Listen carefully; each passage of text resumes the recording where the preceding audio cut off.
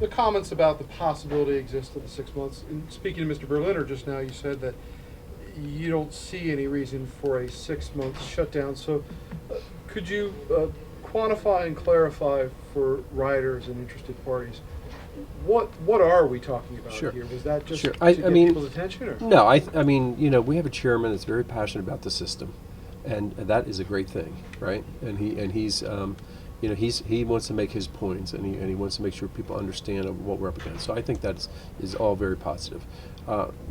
You know, my job as the operations person is to look at the details and really figure this thing out. So that's what I'm doing. Just in what I've seen, I don't see anything for any need for a long closure of any part of the system. There may be a situation that arises where we have to shut down between two stations or something like that to get into a certain part of track, you know, go around a station or two, you know, with bus bridges and different things like that. So there's different things we can do. Clearly, if we had more time in the evening through the morning hours, that would help tremendously. And even the weekends, how we've been doing that, is that the smartest way to do it? You know, are there other things we can do on that end? I've got to balance that, obviously, both in terms of if there's any safety issues. You know, again, as you've seen, I'm going to do what I need to do on that. But on the maintenance issues, you got to balance that between, we're as we talked about, we're the lifeblood of this region, so we got to be very careful how we do that. But on the other hand, I don't think we just keep pushing this further and further and further down the road here, where we're just not showing the progress for people. So that's what I'm trying to wrestle with. That's what I'm trying to balance here.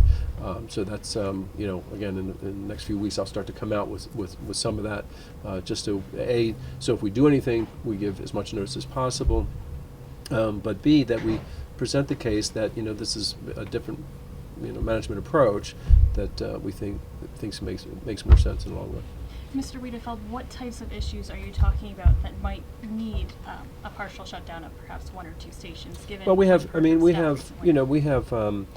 some elevated sections that are very complex to get to, where you can't just shut down one side of it and do the project. You may have to shut down both of them to get into some of these areas. We have major interlockings, where basically that's sort of like a huge highway interchange where we're moving different routes to cut, and then to maintain those headways. All those things have to work, in synchronization very, very well. And you have to maintain them. You have to, you just can't ignore that.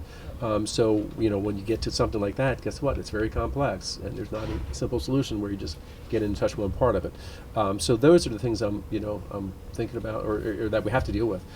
So those would be the areas that would probably be the impact the most. So Can major you talk a little bit more about the passes you're talking about? I know other systems, and I'm thinking more of a heavy rail, like a Conrail up in New York, where Mhm. you pay a flat fee for the month and you're good for as many rides. Right. Are you thinking of, again, a reduced rate for Yeah, we just started university that. We just students started that and- April 1st. Oh, there's a few things. One's called Select Ride, I think is the official term now.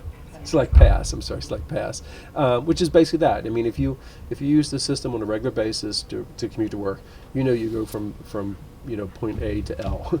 But if you want to go beyond that, you pay. But otherwise, you get, like you do with the MARC system, you get a discount for, you know what your ride is, or the VRE is the same way. So it's moving more towards that, which you do see it. You mentioned Conrail.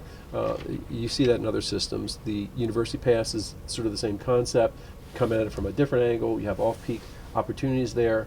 You can introduce other people that maybe don't use the system as much to use the system.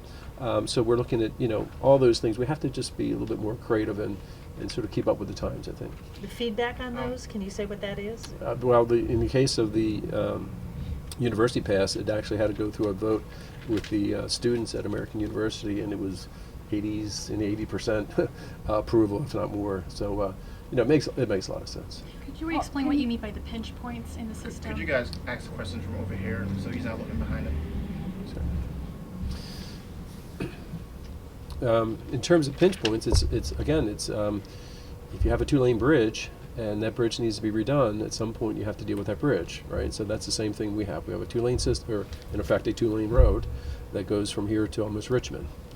And so when if you're in a certain point of that system where there are no alternatives, that you have to shut down both portions of it to get to it, then that's what I mean by pinch point. Paul, can you address a little more on the red line infiltration? I mean, back in, I think it was 2014, obviously prior to you being here, Mhm. a lot of people were concerned because there was discussion of shutting down during the weekend because that work needed to be getting done. Obviously, what do we know at this point about what really needs to get done to move that forward if that Right. problem still exists as much as it did? Right. 18 No, the months problem ago? does exist. We had put out a contract for that. We got one bidder, and it was significantly higher than what we had estimated. So I'm asking for us to step back and look at that project. Are there other ways that we could package that project? Other ways we could do that. So it's its own separate little analysis that we're doing. But clearly, it's again there's links throughout the system that have issues, unique issues that we have to think through. So that's one of them.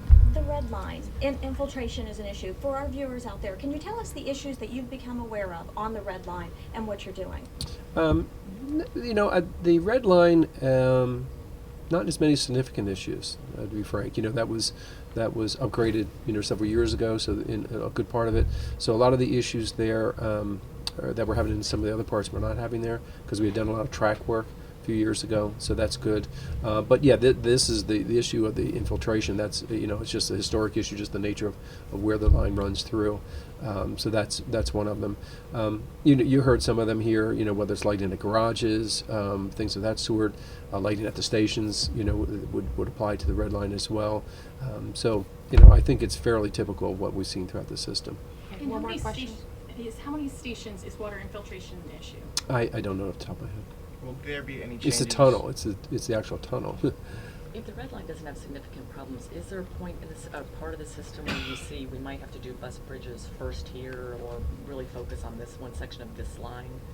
Again, I think when I come out in the next few weeks, I think that's what I know that's what we're doing. We're sort of prioritizing based on, again, looking at both safety, in terms of safety issues, maintenance issues, things that we've committed to from a safety perspective over time, and what's the best way to strategize to knock all those things down. So that is what you'll be seeing in the near future. Will there be any changes as far as how late trains or stations are open?